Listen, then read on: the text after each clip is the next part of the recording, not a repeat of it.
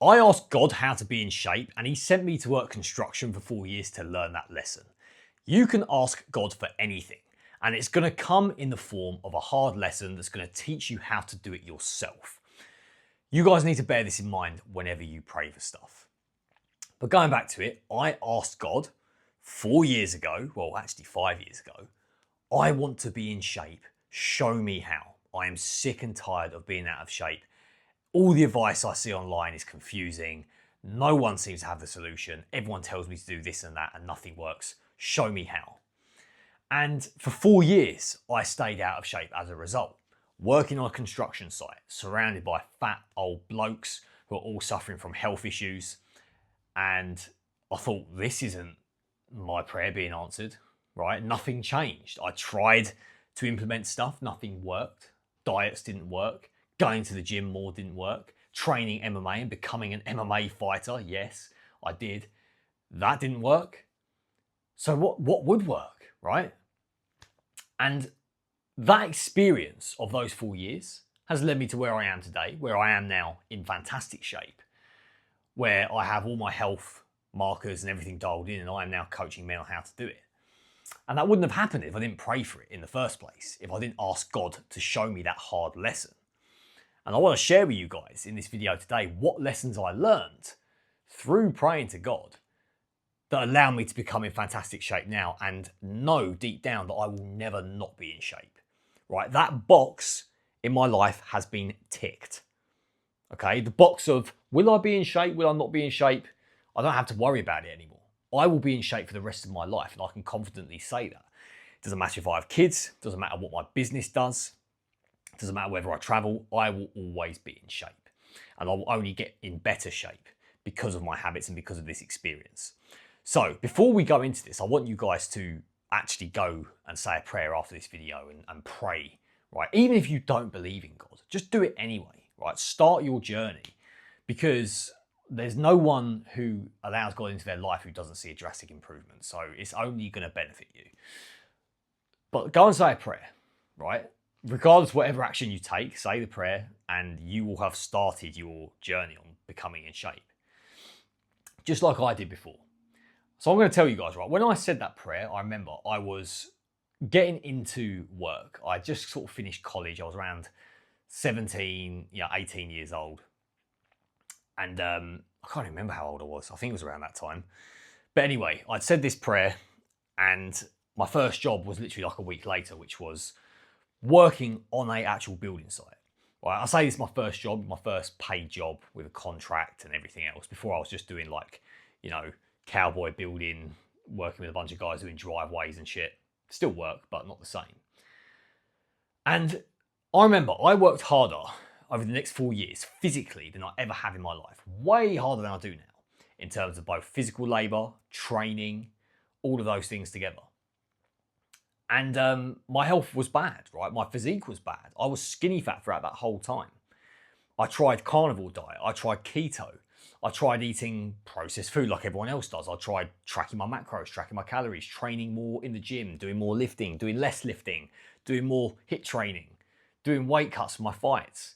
I did all of this and nothing stuck, because I realised, and this is one thing that working construction made me realise, is that it's not in your lifestyle, right? These construction workers that I've been working with, these old boys, and some young guys too, were more physically active every day than 99% of people. Probably more physically active every day than our ancestors, right? Even our ancestors, they would have done some steps every day, 10, 20K maybe, but they would have conserved their energy. They would have gone on a hunt, big energy like expenditure, and then conserve their energy. They weren't all day breaking their back like construction workers are. So these construction workers are breaking their back all day and they're fat, they're out of shape. Why? Because their lifestyle isn't dialed in. They are consistently making the wrong choices every day with their food, with their hormones, with what they choose to basically do as their go-to, right? Whether it's watching TV or going to bed late. All of these little things compound upwards into making someone stay out of shape, right? Or become out of shape in the first place. And the same thing was happening to me. I was doing all of the wrong things, right? Working harder, going to the gym more, right? Doing more training. And even though I was doing enough of it as it was, and it only made things worse because what I was eating, I wasn't intentional with what I was eating. I wasn't intentional with my hormones, with when I went to bed, with the amount I ate. It was just that all went to the back and I just focused on the physical output. And what's crazy is that it took me 4 years to learn that lesson, which sounds ridiculous, right? 4 years to learn that lesson. But most men never learn that lesson once in their life. Probably because they never pray for it. That's a start. But also because their eyes aren't open to it. You know, we think of fitness in terms of what does your local PT say? He tells you to track your macros, track your calories, lift weights. We all think of output. We all think of fitness as a separate thing to our life. And that is why for most of you, you will never get to that stage where I am, where that box is ticked forever. Because fitness will always be something you have to force yourself to do, which is ridiculous because a lot of you are probably already active as it is if you're working construction or if you are just living an active lifestyle anyway. Even if you have dogs, for example, you have to walk a dog. You're probably doing a good amount of steps every day just walking your dog. Enough to be in shape. And even if you weren't, you do enough movement throughout the day to be in a deficit, to lose fat, to stay in shape. It's all about what you're choosing to do. And until you break through that barrier of getting your habits sorted, you will never become the person that has that box ticked forever. Right? And I prayed for it, and it took 4 years to get to that point. But I'm now at a point where most people will never get. So the prayer was answered. You know, if I prayed to be in shape and then that week, you know, God interfered with my life and I just happen to be a guy that goes to the gym more and I locked in per se. I'm not a fan of that word. I see people use it all the time. And then I just became one of those gym guys who was constantly up and down. 1 minute I'm in the gym locked in, next minute I'm not because life events changed. That's not how you get in shape. That's how you live a temporary lifestyle and live a temporary kind of dream that isn't going to last you your whole life. But what took me 4 years to learn is lasting my entire life. And that's the power of habits. It's the power of what you want to do. Do you want to be the guy that eats whole food? Or do you want to be someone that continues to eat Goislot for the rest of their life? Because if you want to be someone who does that, then you're probably always going to be someone who does that. And if you listen to mainstream advice, it's going to reinforce that belief. You need your cheat meals. You need to eat, you need to eat in balance. You need to eat in moderation. Otherwise, you'll just everything will unravel. You'll lose commitment. It won't be enjoyable. That is all horseshit. Because the only way to get out of that is to stop completely and to move completely towards whole foods. And when I say whole foods, I don't mean salads and chicken and rice and all the gimmicky mainstream stuff that they push onto you, which again is a forced diet. I'm talking about the whole foods we all love. We all love steak. We all love eggs. We all love cheese. We all love ice cream. We all love maple syrup and fruit, right? It's hard not to love it. Well, guess what? You love it for a reason, instinctually, because that's what your body needs. That's why I eat the animal-based whole food diet. And as a result, it's changed my life. And throughout that 4 years of construction that I was doing, I was experimenting with this diet, but I never once committed to it. I tried carnivore, like I said, but then there was elements of that were missing. It was too forced. Again, I don't want to only eat meat, and no one only wants to eat meat. Same with keto. No one wants to completely cut out carbs, and you shouldn't have to. As humans, carbs serve a purpose. They signal abundance. They drive performance. It's not needed to live, but it improves every aspect of your life when you use it correctly. All of these things I learned during that 4-year period. And I'm now at the point where I live and breathe the animal-based diet lifestyle. And I don't work anywhere near as hard as I used to before. I don't push a wheelbarrow all day long. My first ever job on that construction site was in a dockyard. Just me and some old guy. He was drilling, digging up the ground. I was picking these bits of rocks up because we were moving this rail track thing and putting it into a wheelbarrow and just emptying it all day long. I was probably burning thousands of calories a day doing this, but I was out of shape. But now I run a business and I'm sedentary. A lot of the time, I lift 3 to 4 times a week, 4 when I'm bulking, 3 when I'm maintaining or cutting.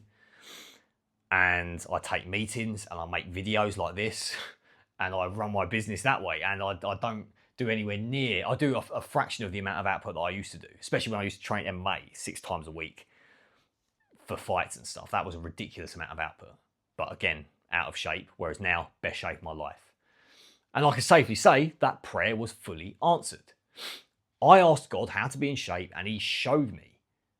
Right? He showed me. He opened my eyes to it. Not a lot of you will understand what I'm talking about in this video. But what I mean is you have to have an open mind. And by praying for it, you open your mind.